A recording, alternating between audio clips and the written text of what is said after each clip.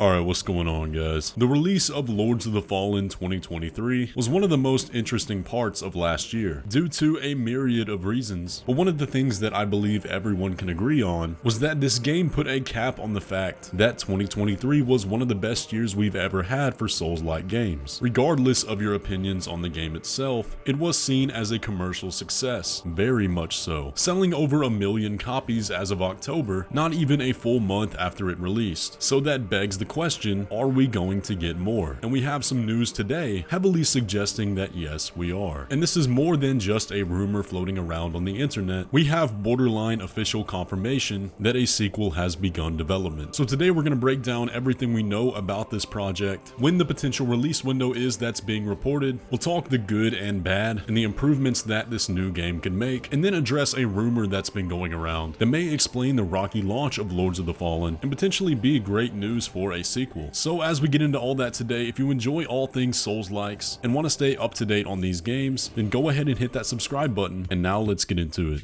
To begin our discussion today, we're going to be taking a look at an official business report from CI Games, who are the publisher of Hexworks, the developers who made Lords of the Fallen. The new Lords of the Fallen, not the one from 2014. And in this report, they discuss sales and future plans, as well as how the game performed in their book. And right off the bat, we get into the news. Now, CI Games has a few different developers under their umbrella, so we're starting at the second sentence here. Soon, a full team will be working on the 3 project, and the studio will be responsible for the production of the game Hexworks. We are preparing this title to premiere in 2026, said the president of CI Games. Now, excuse the grammar, we are using Google Translate here. In the case of Project 3, we want to use everything we created for Lords of the Fallen and implement it into the project. The game will be created using Unreal Engine 5, he added. Project 3, just like Lords of the Fallen, is to be an action RPG game. They also indicated that it will be a fantasy game. So that is about as close as we can get without an official announcement that there is a new Lords of the Fallen game coming. And before we break down the release date and the potential title of the game, I want to talk about one of the first sentences they said there, that the game will be built from the ground up in Unreal Engine 5 and be using everything from the 2023 Lords of the Fallen. So what that means is the developers are going to save a lot of time and theoretically be able to begin development, having worked out all the kinks that plagued the release of this year's game. Now, I played the game on release on a 3070 on PC and personally had no issues, which is why I didn't talk too much about performance in my initial review of the game. So when the game released and all the news about console performance came out and how many issues were over there, I was very surprised. And so were a lot of the other people that I talked to in the time leading up to the game, including the developers. So with this news that they're already working from the groundwork that have been set by the numerous updates the game has received since release to fix these issues, ideally, this sequel should be a different story on launch. But we'll talk about that more in a minute. Building off that idea of them working from what they already have, a release date of 2026 doesn't sound too crazy. I do hope they learned their lesson this time around and optimize the game on console first, but with the work ethic they've established, 3 years should be plenty of time now that they have experience with Unreal Engine 5. And in 3 years, I don't know how ambitious they can go. Personally, I thought the 2023 Lords of the Fallen was the perfect length for the kind of game they wanted to produce, so I'd be very happy if they stuck around the same length here. I thought 50 hours was perfect. Hopefully though, with that 3-year constraint, if that is actually going to be the case, they don't reuse a lot of assets. My personal biggest complaint with the game was the fact that you fought the same enemies throughout the entire game, and a lot of the areas seem to run together quite a bit. So if they end up cutting corners in that regard, that would be very bad. And I think quite honestly, that's probably going to be my major concern as we keep up with this game throughout the next few years. But we'll just have to wait and see on that one. Another piece of information we were able to gain about this game is a potential title. A trademark application was submitted by CI Games for the title Death of the Fallen, which I guess fits the theme fairly well. With Umbral playing such a major role in this game, perhaps this title could be a hint of where we're going in the next one. When it comes to the story, I don't want to make any predictions because Lords of the Fallen in 2023 had 3 different endings, all of which shaped where the story could go in major ways. Now, when it came to Lords of the Fallen's story, in my opinion, I really liked all the gods and Adir especially, but I wasn't crazy about the judges or any of the main characters in this game, so I hope we have a more hands-on story with Aureus and Adir because there was a lot to be explored there, but very little that we actually saw.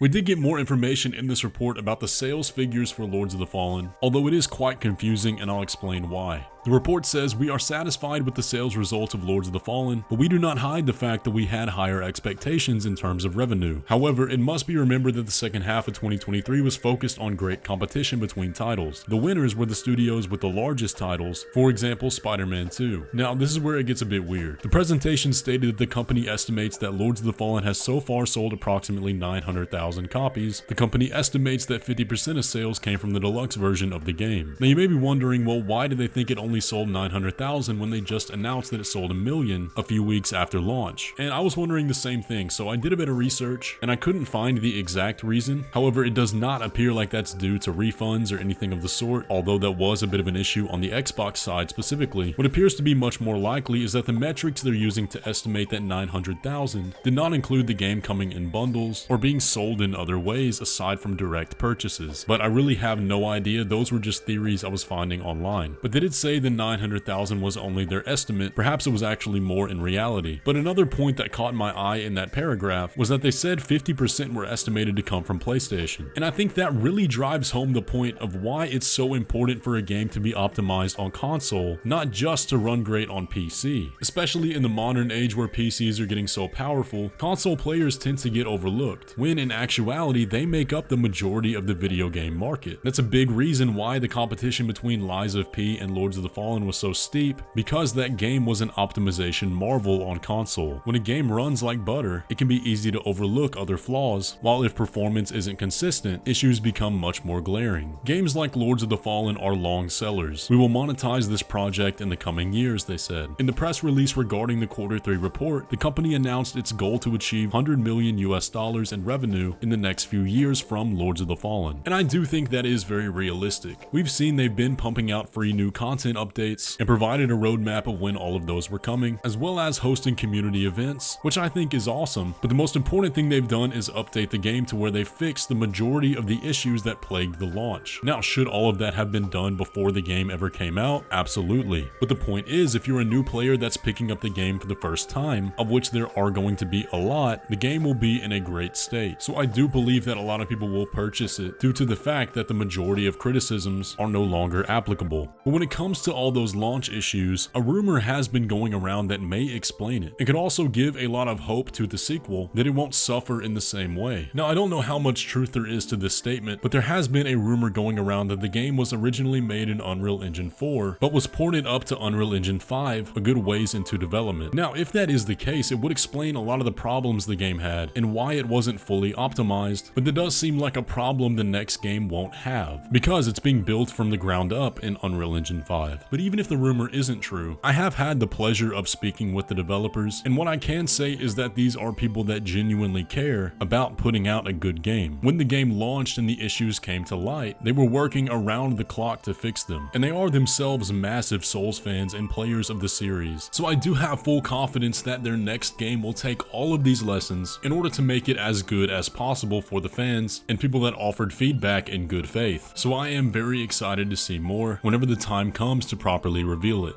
But even though Lords of the Fallen was marred by a rocky launch, I do wholeheartedly believe that it is tied with Lies of P as the best non-From Software Souls-like. And I am very excited to see what the future holds for Hexworks and the games they create, and I already know that when Death of the Fallen, if that is what it's called, comes out, I will be there to play it on day one. Anyways though guys, that is going to do it for the video today. I hope you enjoyed. Let me know down in the comments if you're excited about this announcement. Be sure to leave a like on the video if you are and subscribe if you're new around here. But with all that, I will catch you in the next one.